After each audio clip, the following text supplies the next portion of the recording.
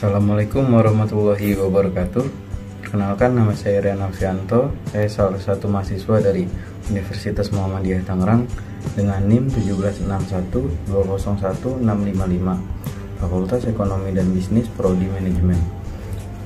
Pada kesempatan ini saya akan mempresentasikan tentang bab 11, pengambilan keputusan dan analisis rasio keuangan, yang bersumber dari buku Teori dan Praktik Pengambilan Keputusan dalam Perspektif Manajemen dan Akuntansi, karya dari dosen saya sendiri, yaitu Dr. Hamdani SEMM MPD MAK.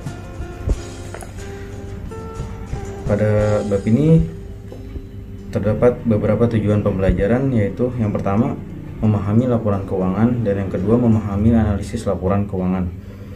Baiklah, langsung saja. Yang pertama, laporan keuangan. Laporan keuangan merupakan hasil akhir dari proses akuntansi yang digunakan sebagai dasar pengambilan keputusan bagi penggunanya. Laporan keuangan memberikan informasi tentang aktivitas operasional perusahaan dan posisi keuangan baik kepada pemilik, manajemen, maupun pihak luar yang berkepentingan. Laporan keuangan terdiri dari yang pertama, laporan laba rugi, yang kedua, laporan neraca, yang ketiga, laporan saldo laba, yang keempat, laporan arus kas, dan yang kelima, catatan atas laporan keuangan. Penjelasan yang pertama yaitu tentang laporan laba rugi. Laporan laba rugi adalah laporan yang memuat informasi mengenai pendapatan-pendapatan dan biaya-biaya atau expense perusahaan selama periode tertentu. Yang kedua, laporan neraca.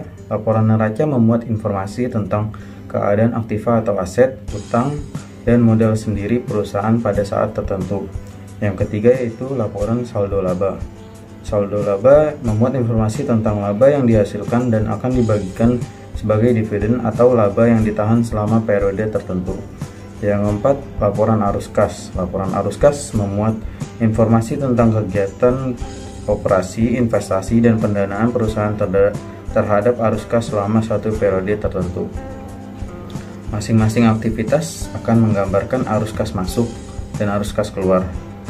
Sumber dana yang pertama yaitu setiap kenaikan dalam perkiraan utang atau modal sendiri, seperti pinjaman dari bank. Yang kedua, setiap penurunan dalam perkiraan aktiva, seperti penjualan aktiva tetap.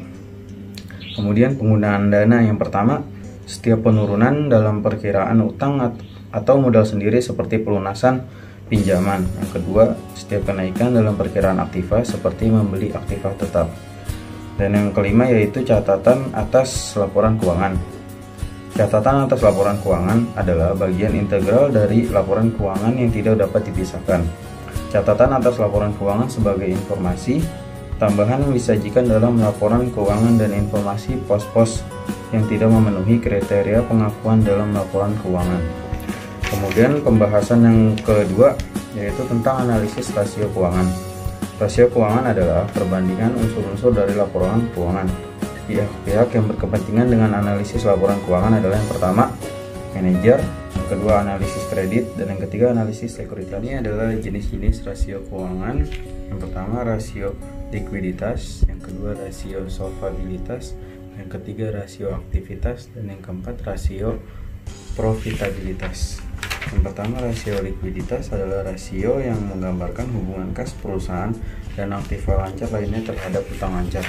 Yang termasuk dalam rasio likuiditas adalah yang pertama, current ratio atau CR, yang kedua, quick ratio atau acid test ratio, yang ketiga adalah inventory to net working capital, dan yang keempat, cash ratio. Yang kedua, rasio solvabilitas adalah rasio yang digunakan untuk mengukur sejauh mana aktiva perusahaan dibiayai dengan utang. Yang termasuk rasio solvabilitas adalah yang pertama, debt to asset ratio, yang kedua, debt to equity ratio, yang ketiga, long term to equity ratio, dan yang keempat, current liabilities to net worth. Dan yang selanjutnya adalah rasio aktivitas. Rasio aktivitas adalah rasio yang digunakan untuk mengukur tingkat efisiensi pemanfaatan sumber daya perusahaan, yaitu penjualan, persediaan, penagihan piutang, dan lainnya. Yang termasuk ke dalam rasio ini adalah yang pertama, perputaran piutang, yang kedua adalah perputaran persediaan, dan yang ketiga adalah working capital turnover, dan yang keempat adalah fixed asset turnover. Selanjutnya adalah rasio profitabilitas. Rasio profitabilitas merupakan rasio untuk menilai kemampuan perusahaan dalam mencari keuntungan. Yang termasuk dalam rasio ini adalah yang pertama net profit margin, yang kedua return on investment, yang ketiga return on equity. Selanjutnya adalah kesimpulan hubungan antara analisis rasio keuangan dengan pengambilan keputusan adalah yaitu melalui data rasio keuangan seorang manajer dapat memprediksikan perusahaan di masa sekarang dan di masa yang akan datang. Dan hal itu akan berdampak kepada pengambilan keputusan. Demikian presentasi saya tentang bab 11 yaitu pengambilan keputusan dan analisis rasio keuangan. Kurang lebihnya saya mohon maaf dan jangan lupa untuk like, komen, dan share jika video ini bermanfaat. Assalamualaikum warahmatullahi wabarakatuh.